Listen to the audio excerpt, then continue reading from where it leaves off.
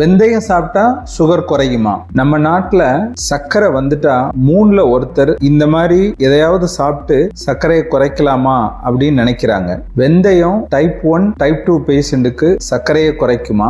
வெந்தயத்தை பொடி பண்ணி சாப்பிடலாமா அல்லது ஊற வச்சு சாப்பிடலாமா? வெறும் வயிற்றுல சாப்பிடலாமா? வெந்தயம் சாப்பிட ஆரம்பிச்சா சர்க்கரை மாத்திரை நிறுத்திடலாமா? ஒரு சுகர் பேஷண்ட் ரெகுலரா மாத்திரை சாப்பிட்டு சர்க்கரையை கட்டுப்பாட்டுல வச்சிருந்தாங்க. திடீர்னு வெந்தயம் சாப்பிட்றேன் அப்படின்னு சொல்லிட்டு மாத்திரையெல்லாம் நிறுத்திட்டாங்க. அவங்களுக்கு எதுவும் பிரச்சனைகள் வந்துச்சா அப்படிங்கறதையும் இந்த வீடியோல பார்க்க போறோம். சர்க்கரை நோய்க்கு இதுவும் ஒரு முக்கியமான வீடியோ, அதனால வீடியோவை ஸ்கிப் பண்ணாம பாருங்க. என்னுடைய வீடியோ முழுவதும் நான் பார்த்த பேஷண்ட் என்னுடைய அனுபவங்களின் தொகுப்பா தான் ஒவ்வொன்றையும் சொல்லிக்கிட்டே வரேன். இதை பார்க்கறவங்களுக்கு இந்த அனுபவம் மிகப்பெரிய பாடமா இருக்கும். உங்களுக்கும் உங்க உறவினர்களுக்கும் இது பயனுள்ள சேனலா இருக்கும். அதனால அவசியம் சப்ஸ்கிரைப் பண்ணி பாருங்க. நான் டாக்டர் மணிவண்ணன், ஸ்ரீ பார்வதி மருத்துவமனை, காரைக்குடி. என்னுடைய 35 வருஷ அனுபவத்துல என்கிட்ட அதிகமா கேட்கப்பட்ட கேள்வி வெந்தயம் சாப்பிடலாமா, சாப்பிட்டா சர்க்கரை குறையுமா அப்படிங்கிற கேள்விதான். சர்க்கரை நோய்க்கு என்ன சாப்பிடணும், என்ன சாப்பிடக்கூடாது அப்படிங்கறத பத்தி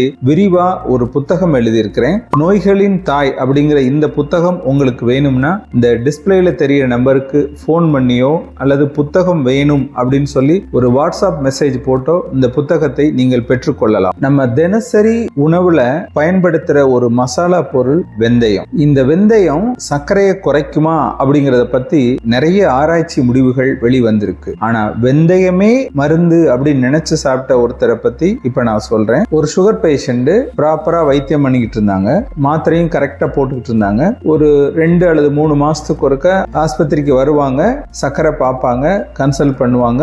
இது மாதிரி 6-7 வருஷமா நடந்துகிட்டு இருந்தது. எந்த பிரச்சனையுமே அவங்களுக்கு வரல.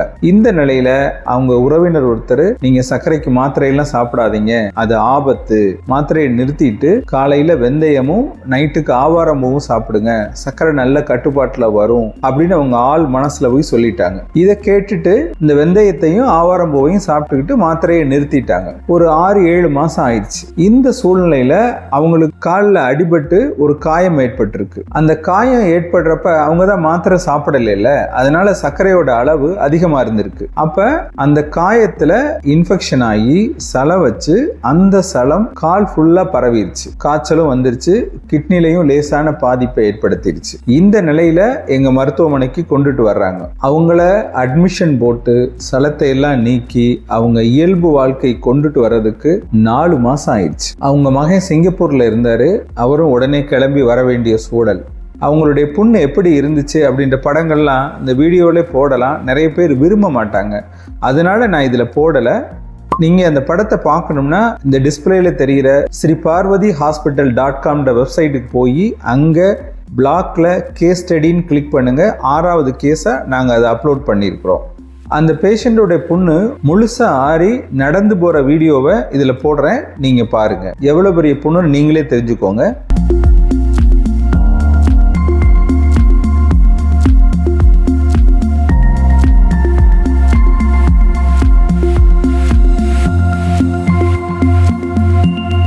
நீங்க சர்க்கரைக்கு மாத்திரை சாப்பிட்றீங்களா, வெந்தயம் சாப்பிட்றீங்களா, ஆவாரம்பூ பவுடர் சாப்பிட்றீங்களா அப்படிங்கிறத பத்தி கமெண்ட்ல சொல்லுங்க. வெந்தயம் சர்க்கரையை குறைக்குமா, யாருக்கு குறைக்கும் அப்படிங்கிறத பத்தி நான் உங்ககிட்ட சொல்றேன். சர்க்கரையை 4 நிலையா பிரிக்கலாம். ஒன்னு IGT IFT அப்படிங்கிறது ஆரம்ப நிலை, அதுக்கடுத்து ப்ரீ டயபெட்டிஸ் அப்படின்னு அடுத்த நிலை, அதுக்கடுத்து டயபெட்டிஸ் நிலை, அதுக்கடுத்து டயபெட்டிஸ் வித் காம்ப்ளிகேஷன் அப்படின்ற நிலை. இந்த கிராஃப்ல பாருங்க, இதுல டார்க் கிரீன் அப்புறம் கிரீன் 2 இது இருக்குல்ல, இதுதான் சர்க்கரை முழுசா வர்றதுக்கு முன்னாடி உள்ள நிலை. இந்த பேஷண்ட் வெந்தயம் சாப்பிடலாம், ஆனா வெந்தயம் சாப்பிடாமலும் உணவு கட்டுப்பாடு, உடற்பயிற்சி, சரியான உடல் எடையை பராமரிச்சாலே சர்க்கரை வர்றது தள்ளி போகும் அல்லது சர்க்கரை வராமலே போயிடும். இவங்க வெந்தயம் சாப்பிட்டா ஓரளவுக்கு பலன் கொடுக்கும். சமீபத்துல ஒரு காலேஜுக்கு பேச போயிருந்தேன். அங்க ஒரு காலேஜ் ஸ்டூடெண்ட் எந்திரிச்சு, சார் எங்க அம்மா அப்பாவுக்கு சர்க்கரை இருக்கு, எனக்கும் சர்க்கரை வந்துருமோன்னு பயமா இருக்கு, அதனால வெந்தயம் சாப்பிட்றேன், வெந்தயம் சாப்பிட்றது நல்லதா அப்படின்னு கேட்டாங்க. இந்த மாதிரி சர்க்கரை வர வாய்ப்புள்ளவர்கள் வெந்தயம் சாப்பிடலாம்.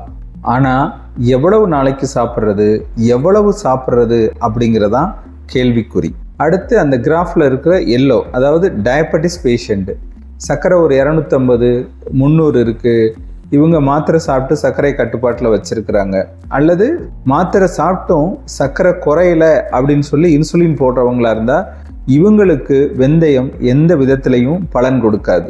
அடுத்து அந்த கிராஃப்ல கடைசி நிலை, அதாவது சிவப்பு கலர்ல இருக்குல்ல இந்த நிலை, இவங்களுக்கு சர்க்கரையோட கிட்னி பாதிப்பு, இருதய பாதிப்பு, கால் நரம்பு பாதிப்பு, கண்ணில் பாதிப்பு இதெல்லாம் இருக்கும். இவங்களுக்கு வெந்தயம் சாப்பிட்றதுனால நிச்சயம் சர்க்கரை குறையவே குறையாது.